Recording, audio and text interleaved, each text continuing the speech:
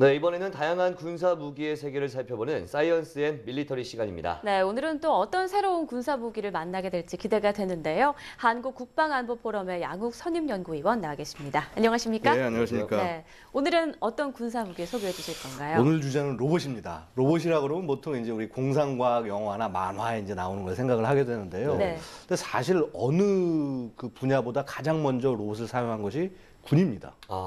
사실 로봇 하면 어렸을 때 우리가 많이 봤던 만화죠. 로봇 태권브이 혹은 그렇죠. 외화, 그 트랜스포머를 떠올리게 되는데 군에서 이 로봇을 사용했다고 하니까 굉장히 신기하기도 하고 놀랍기도 하고 궁금하기도 합니다. 먼저 이 로봇이 언제부터 군에서 사용됐는지부터 설명해 네. 주시죠.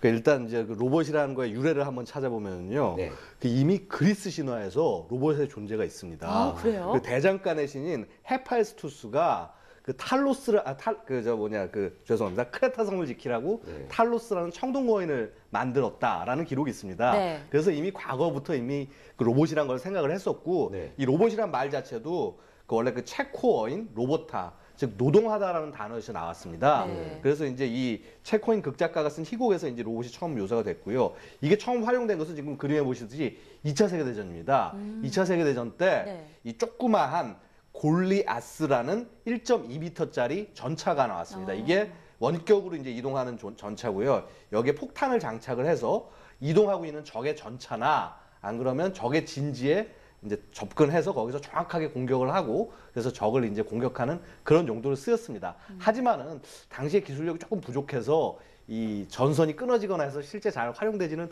못했다고 합니다. 그렇군요.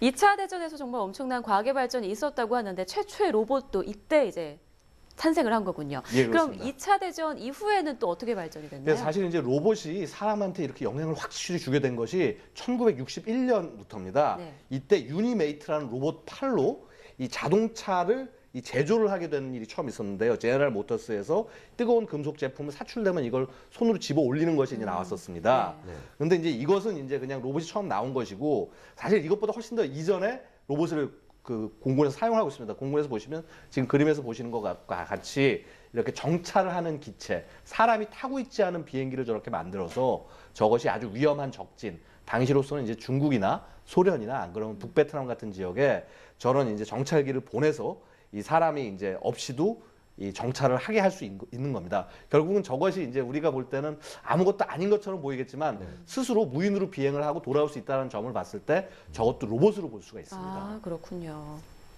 네. 네, 전쟁터에서도 사람이 할 수 없는 일을 이제 로봇이 대신해 줄 수 있을 것 같은데 위험 지역을 정찰하는 것 말고는 군용 로봇이 또 어떤 일을 할 수 있을까요? 사실 이제 이 로봇이 군에서 이제 크다랗게 그 위상이 떨친 것이 1970년대입니다.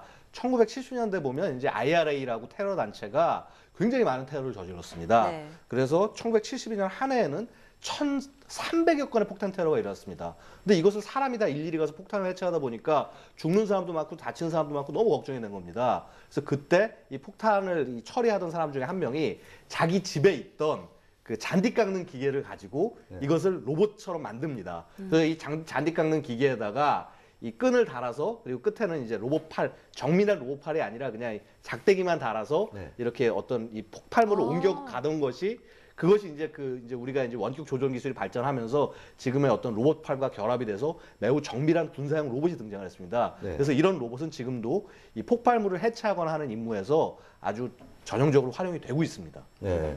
그렇다면 현대 군대에서 굉장히 많은 로봇들이 사용되고 있을 것 같은데 어떤 것들이 있을까요?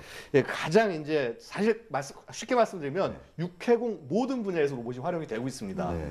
그래서 일단 육상 같은 경우는 아까 보여드렸던 저런 폭발물 해체 로봇이 있고 저런 로봇이 굉장히 작은 것이 있습니다. 그래서 주먹 크기만한 것이 있어서 손으로 던져서 이렇게 자기가 카메라만 달려서 정찰하는 게 있고 지금 화면을 보시는 것처럼 기관총이 달려서 스스로 돌아다니면서 이렇게 사격할 수 있는 존재도 최근에 생겼습니다. 네. 그리고 이외에도 이제 아까 말씀드렸듯이 무인 항공기도 저희가 로봇이라고 말씀드렸는데요. 그래서 이런 UAV에는 이제 예전에는 원격 조종 비행기의 카메라 단 수준이었는데 지금은 이 군사 위성을 통해서 전 세계 어디라도 이렇게 조종을 할 수 있는 그런 존재로까지 발전을 했습니다. 게다가 이제 보시다시피 폭탄과 미사일까지 장착을 해서 이제는 폭격 임무까지도 수행을 하는 것이 이 현재 그 무인 항공기의 기술입니다. 또한 그 무인 잠수정이라고 해서 네. 이 수중에서 작전을 할 때 보면 이제 바다에서 제일 무서운 게 기뢰인데 이런 기뢰를 탐지하고 제거하는 역할도 하고 그다음에 이 수중 밑에 있는 지형을 정찰하는 역할도 이런 무인 잠수정이 하고 있습니다. 즉 육해공 모든 지역에서 실제로 로봇이 쓰이고 있는 겁니다. 뭐 정말 곳곳에서 사람들이 하지 못하는 혹은 하기 힘든 일들을 이제 로봇이 도맡아서 하고 있는 것 같은데요. 그럼 앞으로는 또 어떤 로봇이 등장을 할까 기대가 돼요. 예. 근데 이제 그렇습니다. 이 SF 영화나 만화에서처럼 뭐 멋지게 스포츠카로 변하거나 혹은 뭐 광선 검을 막 날리고 싸워주고. 이렇게 싸우지는 못하는데 네. 그런데 하지만은 지금 우리가 생각하는 것도 굉장히 많이 발전이 돼 있습니다. 그래서 일단 지금 저희가 많이 흉내내는 것이 뭐냐면 동물들의 행동을 많이 흉내내게 합니다. 네. 그래서 곤충의 어떤 이 비행이라든가 혹은 이제 기어가는 모습. 안 그러면 최근에 가장 지금 보이는 것이 사진에 보는 것처럼 견마 로봇이라는 게 있습니다. 네. 저렇게 말처럼 생겨서 저것에 그 수많은 어떤 군인의 군장이라든가 짐 같은 거를 이제 심어주면 저게 이제 이동을 합니다. 또한 이렇게 사람이 조종을 하는 게 아니라 앞에 지휘관이 걸어가면 그 사람이 걸어가는 거를 보고 쫓아만 가면서 그 실제 이동을 할 수 있기 때문에 네. 군사 작전에서 충분히 활용이 될 수가 있습니다. 그래서 이런 견마 로봇은 미국에서 이제 다파라는 그 이제 군사과학을 기술하는 연구에서 먼저 이제 시작을 했고요. 네. 우리나라에서 한참 개발이 되고 있습니다.